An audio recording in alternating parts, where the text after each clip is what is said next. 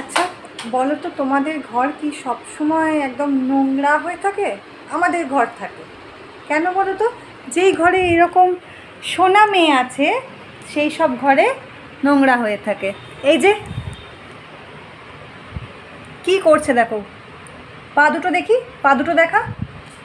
এই যে পায়ের তলা রং, হাতে রং, যত কালার আছে, যত মানে ওয়াটার কালার আছে, সেই ওয়াটার কালারগুলোকে দিয়ে মেঝেতে অবধি করেছে। এই যে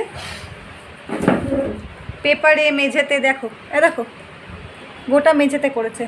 এগুলো কে পরিষ্কার করবে রে? এই এ মা, বাপি, আমি প্রচণ্ড বকবো এবারে কিন্তু। তুই পরিষ্কার করবি? তোকে কে এই বুদ্ধিটা দিল এরম করতে?